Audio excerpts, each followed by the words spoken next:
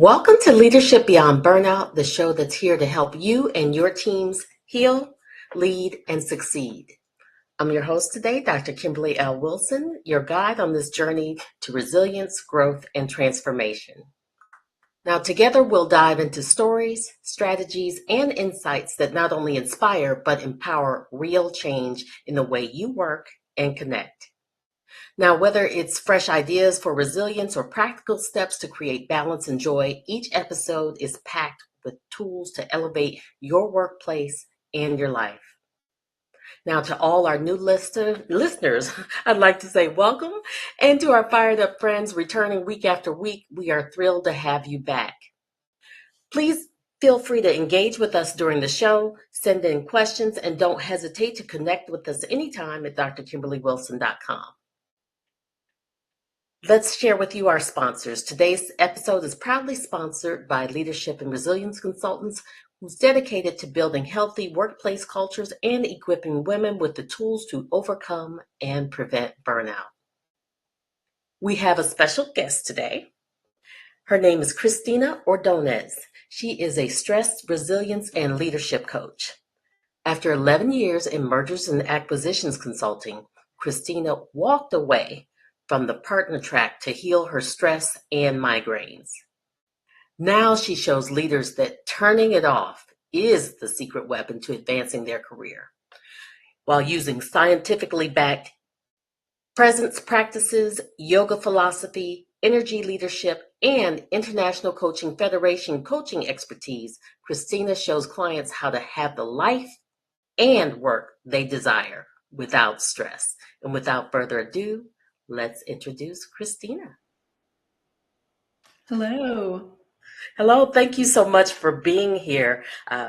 It's a Saturday morning, and I'd love for you to share exactly how you bring healing to the world. Well, thank you for having me.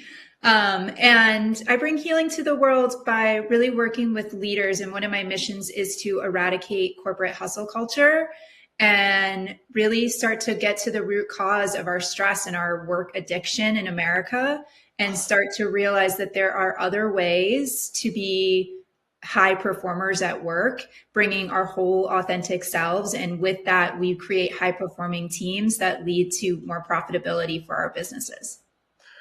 I love that you said work addiction. Because when you begin to travel internationally, no one understands like what is our obsession with work.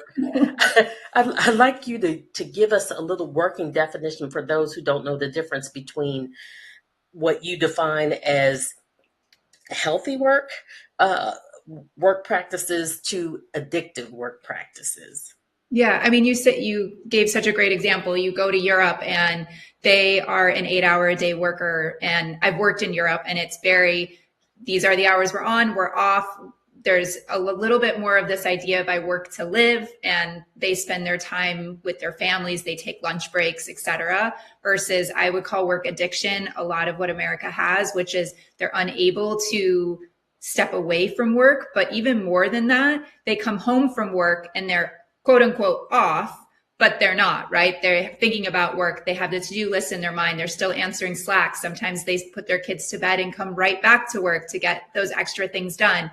I was in the consulting industry. It was very common that people work Sunday nights to get ahead. And it's this idea of you have to be on at all times to create success, that your visibility is equivalent to your productivity. And so I think it keeps people addicted to being on at all times and available to answering Slacks, answering emails, solving problems. And it's particularly an issue because we live in a global economy. So people are emailing you from India and China, and it's 2 a.m. and many of my clients are waking up. The first thing they do is check their phone in the middle of the night and are starting to panic and answer their emails or their Slacks. And that's an addiction. That is literally not being able to take a step away and say, hey, this is just a part of my life, not my entire life. Right. The phrase that visibility equals productivity, that when you said that, it hit me like a ton of bricks, because I actually visualize that. And it's really curious, how does someone get out of not being visible and being productive when their leader or their manager expects that? And it's highly noticeable if others aren't doing that. Yeah, and I mean, visible productivity goes back to like the assembly lines, right? It was our way of measuring productivity, and it works really well in manufacturing. But as we get into these other types of jobs, like in technology and the more higher level jobs, your productivity is actually not defined by your ability to answer Slacks or emails. Your productivity is defined by your ability to motivate teams, by your ability to strategically think, by your ability to bring creative decision making. All of those things are actually hindered by how much we are available via Slack and email. And so what I try to tell my clients is that, one, get them really comfortable with what is your value proposition? Where are you bringing a lot of value to the organization? And how do we make that known consistently, not just to yourself, which is really critical, but also to your superiors and to your team? Two, where can you start to just explain to your boss and have a conversation with them around, here's the boundaries I'm going to start to put. I love to implement calendar blocking. I call it offensive and defensive time. And I think offensive time is when you're really in your leadership skills. You're doing the projects only you can do. You're being really strategic. You're really pushing the needle forward towards driving either revenue or cost reduction. And then you have defensive time, which is where you're in meetings, you're answering your team's questions, you're kind of in your response mode. I encourage people to schedule their day that way because it gives them the flexibility to own their schedule. And once they own their schedule, they're actually bringing in higher productivity. And I found they have better results. Now, the language offensive and defensive time, was that intentional with the word team to kind of get them in that we're collaborative and all working together, or how did you develop that? And no, it wasn't even that. It's just this idea that, you know, when you have, it's actually alone, the offensive time is actually your alone time. It's every leader gets trapped in this need to be available for the team. And what happens is then they have no time for themselves and they have no time to do the work that only they can do.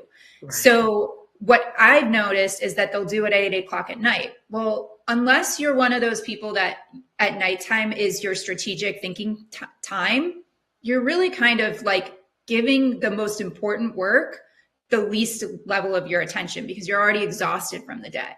So what I say is, like, if you're a morning person or an afternoon person, that's when you schedule your offensive time. It's let's call it a 2-hour block where you are focused on things that only you can do. That could be, how do you delegate tasks? That could be, what's the strategic decision making that has to happen? What's a creative solution I need to bring to my client? You know, the things that only you can do. And I call it offensive because that's what's actually pushing the needle forward. That's what's driving the revenue. That's what's driving the objectives of your role. And then defensive time is where you're managing everything else. You're now on the response. So rather than being the one pushing forward, you become the one responding. And that's when you say, hey team, I'm here. You know, Slack's back on. I'm ready to be available. Let's have, what questions can I answer for you? And I find when you do that time block, you're more fully present for both activities.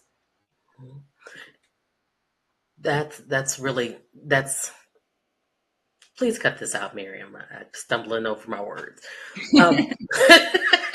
I love pre-recording. Love doing that.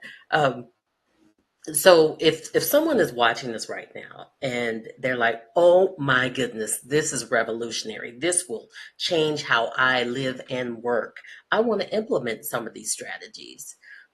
But maybe those in leadership above them don't understand that yet. How do they advocate for themselves to begin to do some of these principles and practices if maybe they don't have the autonomy to just make the change? Yeah, and that's fair. I mean, one, I would question what's going on with leadership if they are pushing back on some of this, because, we see that 1 in 5 employees think that they are working in a toxic work environment, and those types of leadership not being flexible would be a prime example of some toxicity in the work environment. But for hypothetical reasons, if that's happening, and I know for most of my clients that's not been the case, it's just about really defining the value prop. How are, what is the benefit that they get when you start to implement some of these policies? What's the teaming that they get? And then it can also be, if they're a little hesitant, it can be, okay, let's do a trial and let's check in for a month. Like, let's check in on month 1, let's check in on month 2. If you're, what advice would you give me, leader? What do you do? I mean, most of the people I work with are director, senior director, finding their way to VP. And the biggest jump between director, senior director, and VP is that they have to give up a lot of their work. So I find my clients have their hands in a lot of things and they're struggling to give it up. And it's like, this is where I say you accelerate your career by letting go, because to be a VP, you have so much work, you can't touch it anymore, or you can touch very, very little of it. And so it's, in many ways, you can even frame it as, hey, I'm trying to level up my skill set, and this is a way I'm looking to do that. And then, ask for their advice. What did they do to get there, and how can they help? But I found that most of my clients, their block has not been external support. It has been internal confidence to ask for that and feel like they're worthy of asking for the time off, or feel like, changing this belief that I must be on to be successful. That has been the bigger blocker than anything external. Right. So changing their mindset about what success looks like. And if it's not hard, if it's not difficult, if I don't have my nose to the grindstone, I can't possibly be effective. Exactly. Yeah. I mean, a lot, we were taught, I grew up in corporate hustle culture. We were taught to grind. And once you grind, you're going to get those rewards. And, now you're 15 years into your career, you've ground so much. And it's like, that's amazing. You got here. And that grinding did a really great job of getting you there and getting you all these skill sets at a faster pace. But what got you here isn't going to get you to that next level. And it's all about, when you get higher and higher in the organization, it's less about what you do and it's more about who you are and how you influence. Yes. And that's a completely different skill set. And so it's helping to get them comfortable with this idea of, hey, you don't have to do all the time to be successful, 1. And then 2, who are you that makes you successful without all those things that you do? Because what are those characteristics? What are those leadership qualities you already have? And then having them own and love their own worth has been really one of the more groundbreaking ways that they've been able to step into their own leadership and then step into their own boundaries. They said, I've tried for years to create boundaries. I could never actually follow my own. And then once we start to say, here's where your worth is, here's where your value prop is, and they gain real confidence in knowing in that, all of a sudden it's a lot easier to step away at night. So it's more looking at how those competencies in the value proposition rather than the task. I always think when people get hired or they get into another position, you always see all the tasks, but you never. It's rare. I think I've only seen it once where it says these are the higher level competencies that we expect. So it would be difficult to shift your thinking, like, what do I bring to the table? Yeah, exactly. And I mean, we're such a doer driven culture. It's all about, what have you done? Hey, what's one of the first questions we ask when we talk to people? It's, what do you do for work? We are so defined by our jobs. And so for many of us, myself included, until I went on my own journey, my job was basically my whole identity. And so this idea of failing at my job was like, I was going to be failing as a person. And that's something I don't think, we talked about addiction. That's part of what keeps people on it all the time, because they're so self-identified with their jobs. I mean, most of my clients are mothers and senior directors, VPs. And it's like, that's all they have. Those are their 2 identity points. And so it's tough when that happens. And then you have to kind of take a step back and say, the job is always going to really focus on the do. Who's the who that gets it done? Who's the person? What's that type of personality? What are your unique strengths that got you here that have nothing to do with all the deliverables that you produced, but yet are things like you're a good listener, you bring new perspectives, people really trust you, you have high empathy, teams tend to perform well for you, you're a good trainer. All of those things are what make high performing teams, and they also make you a better leader, and they have nothing to do with what you produced. Mm-hmm. So I know that a lot of high performing professionals, they struggle with when to step back and how to step back. What are some practical steps and presence practices that you think that leaders can start using today to help them build resilience and prevent burnout? Yeah, I mean, look, I will say that there's,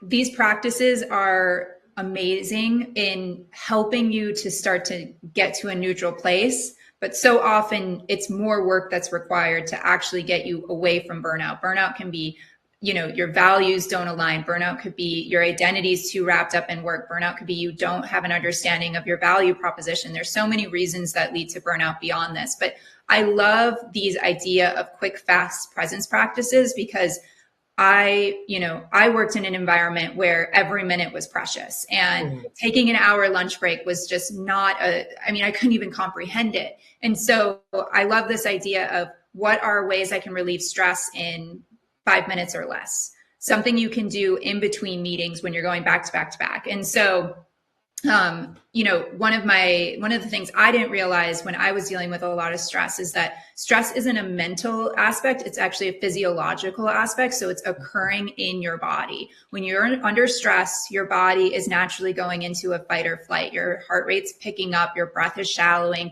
your blood's coming to the center of your body. And even if that stressor goes away, your body is still in fight or flight. And so when we know that it's physical, one of the biggest aha moments for me was, okay, so to release it, you have to release it physically. My personal favorite is always breath work because I can do it anywhere and it's very simple. I like to do a box breath, 4 count inhale, 4 count hold, 4 count exhale, 4 count hold. Let's call it 5 to 10 breaths. One of my other favorites is like a 2-minute dance party, put on a song and just jump around. It's that idea of moving the energy through your body. And then another one that most people don't realize is giving somebody a hug. A 30-second hug gives you enough time to regulate your heartbeat with theirs, and it naturally releases oxytocin and helps you to settle. If you don't have somebody around, you can hug yourself. And self-touch is known to be just as effective. So these are things that you can do in 2 minutes or less, that there's really no excuse for not doing it, because I think for so many people, it's like, well, I don't have 15 minutes to meditate. Okay, that's great. Do you have 2 minutes to just give yourself a little breather? And I always tell my clients the most important thing to do outside of doing these practices is to take a moment after they're done and notice what's shifted in your body, what's shifted in your mind, like what feels different, because what's rewarded is repeated. So if we just do the practice and go right back into work, we're never going to actually see the effects or understand the effects that we're feeling. So it's okay. Do this for 2 minutes, take 30 seconds and say, oh, my shoulders feel more relaxed. I feel a little bit happier. I feel lighter. And then it helps to reinforce doing this over and over again, because you're really kind of changing daily habits in your life. Absolutely. So do you have some other daily habits that you do personally that are longer when you're outside of the working environment to just kind of build your resilience? Yeah, I mean, I'm a yoga teacher, so I teach yoga, I take yoga. Yoga is a big part of my life and my resilience practices, particularly yoga philosophy, has really changed my life and how I think about approaching my life. So pretty much a daily yoga practice, daily meditation practice, daily journal practice. And I'm constantly reading something that is of whether coaching, leadership, or yoga philosophy as means of continuing to keep myself up and going. I do the small practices even in between. One of my favorite things to do is I call it a 10-minute gratitude walk, and I'll go outside and I'll say things I'm thankful for. And I'll start with the easy ones, friends, family, things in my life. And then it's like, well, what about me brought all this to my life? And then I start getting to these different perspectives. And so that's one of my favorites to do when I'm in busy day of calls and I don't have a lot of time to get outside. I used to say, well, I need 30 minutes to go for a walk. Now I say, I'll just walk around my building for 10 minutes, quick sun on the face and let it be. Right. People forget how healing nature can be. Just a quick moment to touch, to feel, to smell, to hear nature can change your whole perspective, mindset, and just create a sense of well-being over you. Yeah, well, we are animals first and foremost, right? So it makes perfect sense that being in nature would be healing to us, just like it is all of our brethrens. Mhm. It almost feels like you've constructed work that heals your former self. Yeah. I mean, a lot of my work is inspired by my own personal journey. I started in mergers and acquisitions right out of college. I was determined to work my way up and eventually become CFO of a mid-sized to large company. That was my ultimate goal. And laser focused since I was a teenager. That's what I was going to do. And I started getting really bad headaches pretty early into my career, probably about 3 years in. And I kept climbing, and I found the higher I climbed, the sicker I got. And it was to the point where I was checking myself into the hospital in between projects. I was having to step back on projects, and I just could not get healthy. And I remember my last year, I hired a coach and said, look, I love my job and I want to keep my job, but I have to figure something out because this isn't working anymore, being sick every single day of my life. And about 9 months later, I realized, hey, this job, I love this job and it's nothing to do with the company, but this environment, I'm never going to heal in this environment and I need to take a step away.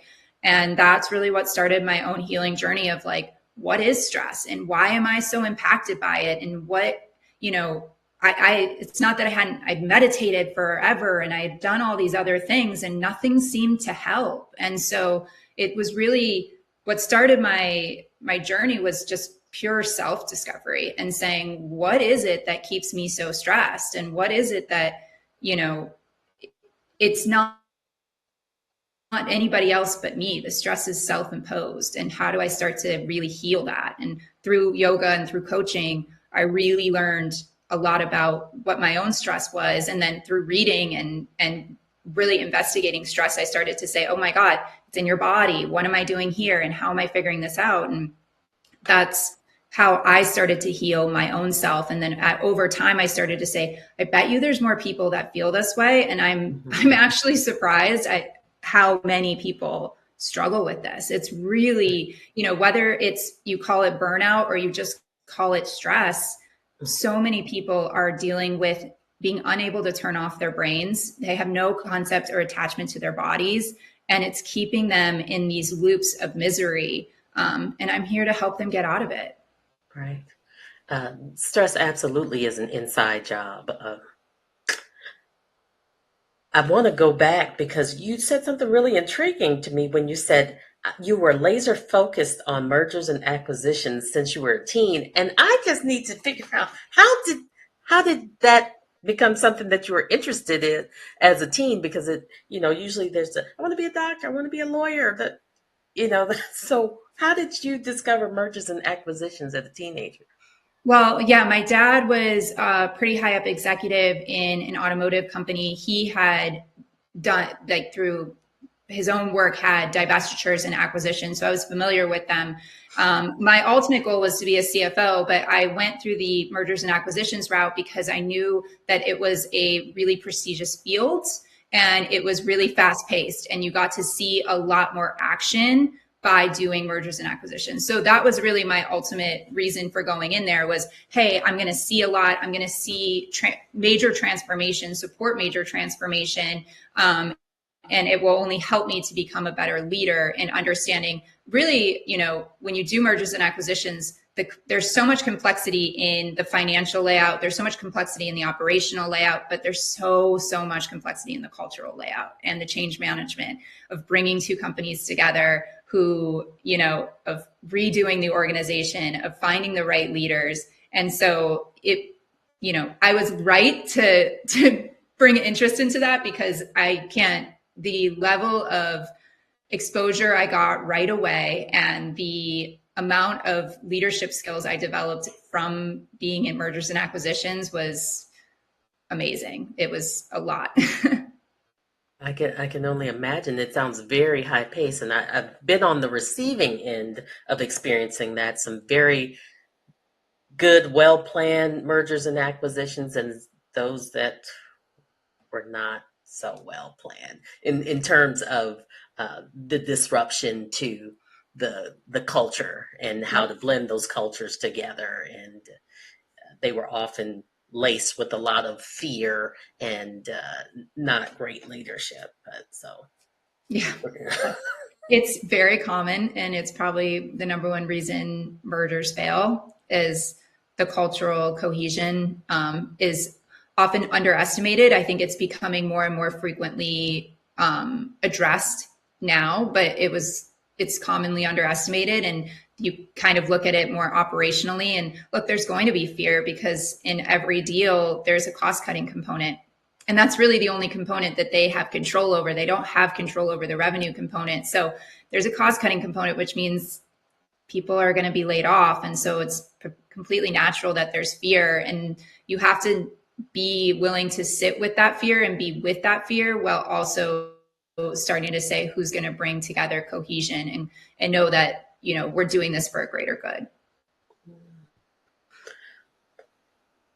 what would be some of the things that would encourage? Because I feel like we're in a really highly stressful time right now in the United States, and what would be something that you would encourage people to do to not take on other people's stress? Because I know I've faced that lately.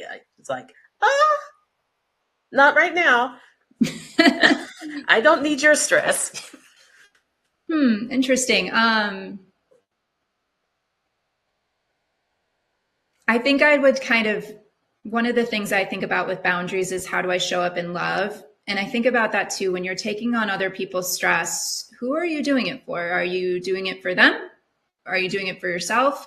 Because it in reality isn't serving either of you. And it's important to remember that, I'm right now in hurricane recovery. We had two massive hurricanes over the last month, and I took my time to grieve a bit, but my house is safe, my family's safe, and so there was some luck there. And I realized pretty quickly that it's okay to have some grieving time, but me being in the sadness and the stress of what's going around in my environment keeps me from being in service to my community and my environment. And so I gave myself a little time, and then I said, okay, I'm okay. How can I now show up for them? Because if I keep showing up, taking on their stress and their heaviness, I can't show up in a place of light and support for them. And that's like one of the things that we forget when we take on other people's stress. We think we're sharing the burden, but in reality, we're not helping anyone. The best way to help people is to raise your own energy so that they can see, they can raise the energy. If you are a higher vibration, they can come up to you rather than you dropping down to them. So you're saying that it's quite detrimental for them to join in the misery. Yeah, I mean, if you think about it, if you're in the misery too, like you can't find creative solutions to help them. How can you be in service to them if you're feeling it like a victim? You can't, So and it doesn't mean that you don't have your own stressors that you need to deal with, but if you can deal with those and then realize that you can be in higher service to them by moving beyond it, they are victims, let them be in that victim, but then also be in service. Right.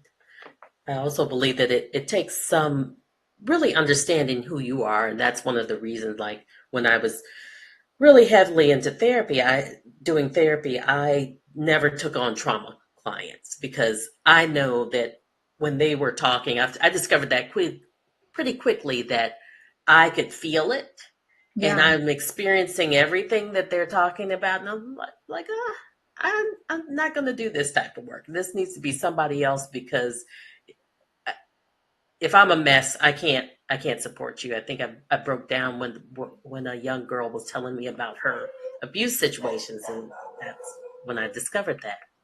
Yeah. Um, can you hear a dog barking right now? Or Okay. It's okay. it's not good for the recording. Okay. I'm trying to see if he's gonna stop. Let me pause it. Jesus. No worries. I was like, I hear this dog. I'm not going Zoom. Okay, Christina, I'd love to hear how your background, you combine these scientific methods, yoga philosophy, and energy leadership. How do you integrate these to help leaders manage stress and align with their long-term career goals? Yeah. So, I like to do a multi-prong approach. So the scientifically backed presence practices, some of which we talked about earlier, those are your quick fixes. Those are some stuff that I have them implement almost immediately to start to just ease their day to day. They're easy to implement. It's something I say, do it once a day, 2 minutes, nothing to overwhelm. So those are always a really nice place to start. And this is something that, really anyone can do at any time. And then when we go into the sessions, it's really where we're focusing on energy leadership and yoga practices and yoga philosophy. And like I said before, one of the biggest elements that I find that keep my clients trapped in work is worthiness. Thinking that every day they have to prove their worth over and over and over again. The score sheet resets. It's a new day. I must prove all over again that I'm worthy. And helping to change that narrative in their head, that need to be proving all the time, is exhausting. And it's no wonder that it keeps them stressed out and it keeps them worried that their next mistake is their last mistake, And so we really dive into what makes you worthy? How can you hold worthiness for yourself? What is it about you that's so unique that makes you great on the job, but also makes you great as a human being? And then I love to, as I mentioned earlier too, so often we are defined so much by our jobs. It's, when I was working, my husband used to say it all the time, but he was right. He's like, you don't have a hobby. You don't have anything else outside of this job. Your job is your whole life. And I think it's so important that we have things outside of our jobs that define us, whether it be workout classes that we go to an art class, and it doesn't have to be this huge thing we do every day, but once a week, once every 2 weeks, something that defines us, that is just for the simple pleasure of it. Like, you don't have to be good at it. It can just be something you're interested in. It could be baking. It could be acting, whatever it may be. And so I really encourage them to find things outside of work to start to reconnect with those parts of themselves that they're using in work, but they're thinking about it as they have to prove themselves over and over again. And when they start to play with it outside of work, they start to realize, oh, this is just who I am. And I get to be loving of who I am.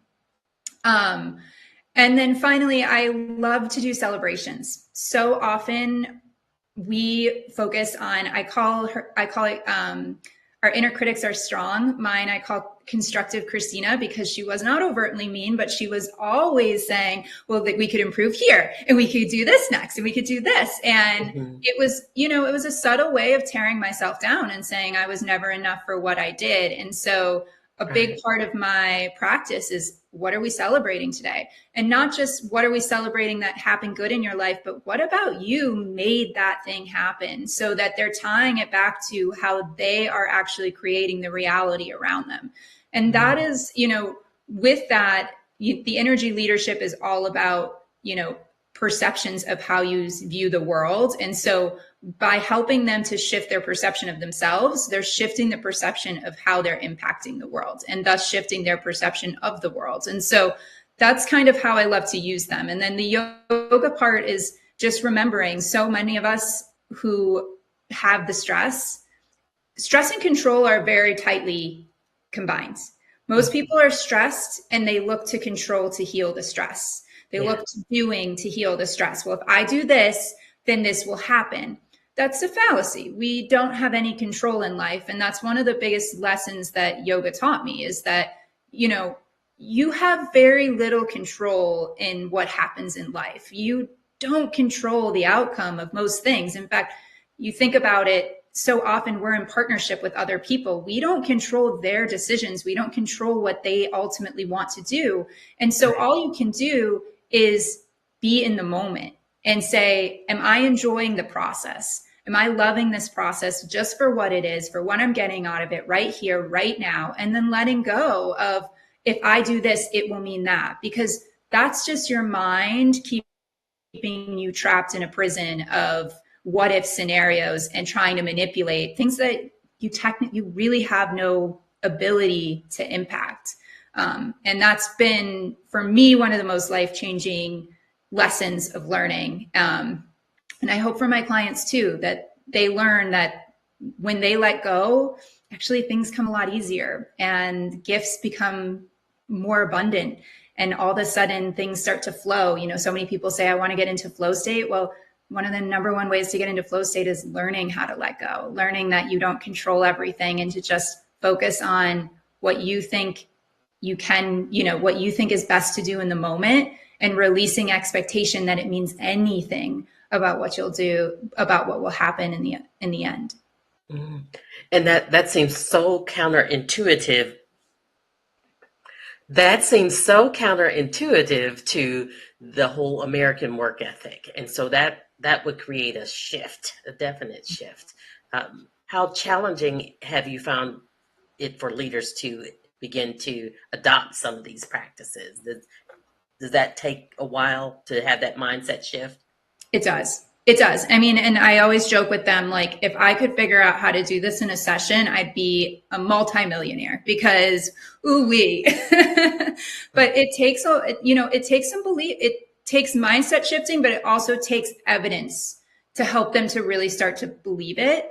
And that's why I have longer containers, because in that container, we'll have moments where they'll let go and then something will happen and they'll go, oh my God, it worked. And then once they start to see it working, whether it be in a small way or a big way, they start to buy into it more and more. So we start with, if you feel worthy, if you feel like you're enough, if you feel like you don't have to constantly prove yourself, then you're able to say, maybe I trust myself enough to try this.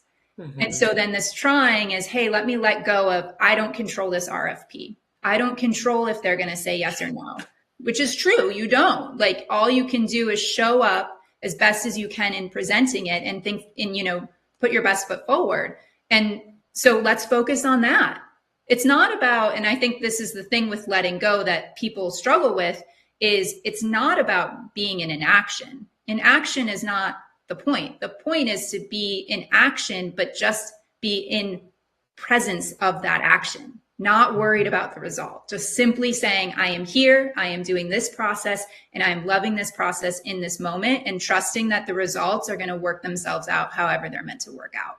Mm-hmm. And so, it takes time, but the evidence starts to stack itself, and all of a sudden they go, wow, life's getting so much easier. My stress all of a sudden isn't so hard. And I work with some clients that aren't even coming to me for stress, and then they're like, wow, I'm just such a better teammate now at work because I'm not so obsessed with everything they're doing. I'm not trying to micromanage. I'm just letting them go. And they're just naturally rising to the occasion. Wow, I had no idea this would happen. And so, that it is pretty magical to watch, not just their stress go down, but their team's leadership rise. And this is where I say, like, this is not just about them as an individual. This is about them as a leader. And almost in every single client I've had, their team's performance has increased after we've worked together. So there's an exponential impact when they are brave enough to begin to adopt some of these practices and take on a observational role and say, okay, how is this impacting me? How is this impacting others? And not just, oh my goodness, I'm not doing it the way I've always done it. When is the sky gonna fall? And sometimes it's like that for a couple weeks, and then the sky doesn't fall, and they go, oh, okay, like there's another way. And isn't that how it works, right? Like, we do what we know until we can't do it anymore. And that was why I had to walk away from my job. And I'm trying to help people so that they don't have to walk away and let it all go. There's different ways to be successful. And for me, one of the biggest ones is learning to let go. Mm-hmm. Yeah, sometimes I believe there's a fear that if we bring somebody in, will they make all our people want to leave? Because well, they feel like the workplace just can't shift. It can't be any different. Um, when you were talking about the performance practices, I don't know why I keep going back to teams. Maybe because you mentioned offensive and defensive in the beginning, and I'm thinking, oh, would this work for something like a football team? Where when you talk about proving their worthiness all the time and then not performing, do you think it would work for an actual sports team? Yeah, I mean, it's the way we do one thing is the way we do everything. So whether it be you're doing this in work or you're doing this in sport, it's going to work the same. And honestly, if you look at it, sports psychology is one of the best places to actually look at some of the practices I'm implementing and say it's truly successful. Who are the best at, look at Roger Federer. He just did a commencement speech and he said one of his best, one of his differentiators was his ability to stay present. Lost that point. It's gone. I'm right back here. Most people in sports have to have a high degree of worthiness in themselves and trust that they, trust their abilities. They have to have high degree of presence and they have to have a memory of a goldfish because they're going to lose points. They're gonna, not everything is going to be won. I think Roger Federer said he only won 51% or 52% of his sets, but that was enough. And, most of sports is a mental game. Most of corporate life is a mental game. And so truthfully, yeah, you can apply it to teams, but I would say it's more the inverse, that I've found the sports psychology has given us more evidence of this than what we see in corporate, because it's a lot more measured there. And that's why so many teams have sports psychologists. Okay, then. Thank you very much. That's wonderful.